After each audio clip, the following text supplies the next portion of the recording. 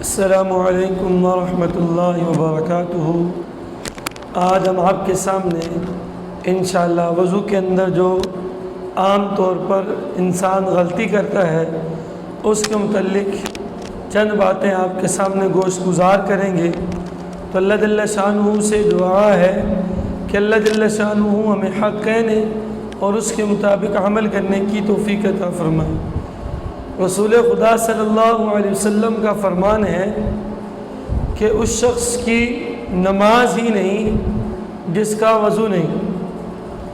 گویا کہ نماز کو صحیح ادا کرنے کے لیے وضو کا ہونا شرط و لازمی ہے، اور وضو کے اندر عام طور پر جو چند غلطیاں کی جاتی ہیں ان میں سے پہلی غلطی یہ ہے کہ انسان جب ہاتھ دھوتا ہے تو بائیں ہاتھ سے کلی کرنا شروع کر دیتا ہے۔ تو یہ بات ذہن میں رکھیں، دائیں ہاتھ سے کلی کرنی ہے، اور دائیں ہاتھ کی انگلی ہی اگر مسواک نہیں تو منہ کے اندر مارنی ہے۔ اور اسی طرح جب ناک کے اندر پانی ڈالنا ہے تو پانی تو دائیں ہاتھ سے ڈالنا ہے اور صاف بائیں ہاتھ سے صاف کرنا ہے۔ عام طور پر یہ غلطی بہت زیادہ ہوتی ہے کہ بندہ دائیں ہاتھ سے ناک کے اندر پانی ڈالتا ہے اور دائیں ہاتھ سے بھی صاف کرنا شروع کر دیتا ہے۔ ایسا کرنا مکروہ ہے، ایسا کرنا مکروہ ہے کہ دائیں ہاتھ سے ہی آپ نے پانی لیا، ناک کے اندر ڈالا اور دائیں ہاتھ سے ہی آپ نے ناک کو صاف کرنا شروع کر دی، یہ مکروہ ہے۔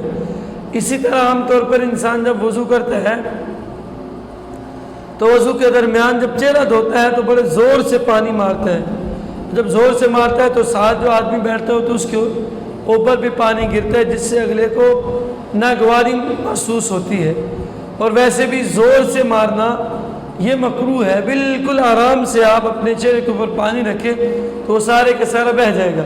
اس طرح زور سے مارنا یہ مکروہ ہے، اور مکروہ ہونے کے ساتھ ساتھ ایذاء مسلم بھی ہے، کیونکہ ساتھ جو بیٹھا وضو کر رہا ہے اس کے اوپر چھینٹیں پڑیں گی، اس کو ناگواری محسوس ہوگی اور وہ تکلیف محسوس کرے گا، تو اور مسلمان کو تکلیف دینا مکروہ ہے۔ اسی طرح عام طور پر جو مسح کیا جاتا ہے تو مسح کے اندر یہ غلطی ہوتی ہے تو ساتھ گردن سے آگے گلے کا بھی مسح کر دیتے ہیں۔ مسح کرنے کا مسنون طریقہ یہ ہے، چوتھائی سر کا مسح کرنا یہ فرض ہے، اگر آپ نے یوں کر دیا تو آپ کا مسح ہو گیا، لیکن مسنون طریقہ یہ ہے کہ آپ اس طرح اپنی یہ تین انگلیاں پیچھے لے جائیں، پھر یہ ہتھیلی کو آگے لے آئیں، شہادت کی انگلی کان کے اندر، انگوٹھا باہر، اور یہ جو پیچھے سے بچ جائیں یہ پھر پیچھے گدی کو آگے یہ گلے کی طرف لے آنا، یہ مکروہ ہے۔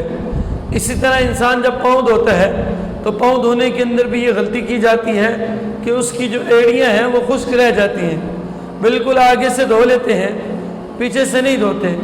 تو پاؤں دھونا فرض ہے، اگر پاؤں مکمل نہیں دھلا، نماز پڑھ لی تو نماز نہیں ہوگی، کیونکہ وضو ہی نہیں ہوا۔ وضو اس وجہ سے نہیں ہوا، پاؤں دھونا فرض تھے۔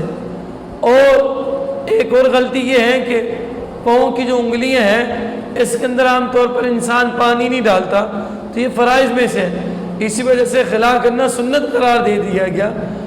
ہاتھ پاؤں کی انگلیوں کا خلا کرنا، یہ چیزیں ہم جتنے خشوع اور خضوع سے وضو کریں گے اتنی زیادہ ہماری نماز کے اندر طاقت آئے گی، اور جتنی زیادہ نماز کے اندر طاقت آئے گی اتنا زیادہ اللہ کے ساتھ تعلق بنے گا، اور جتنا اللہ کے ساتھ تعلق بنے گا اتنا اللہ سے لینے کا اور اللہ سے برکتوں کے دروازے کھلانے کا طریقہ اور سلیقہ ہمیں آئے گا۔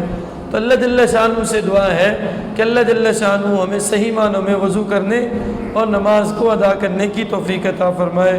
وآخر دعوانا ان الحمد للہ رب العالمین۔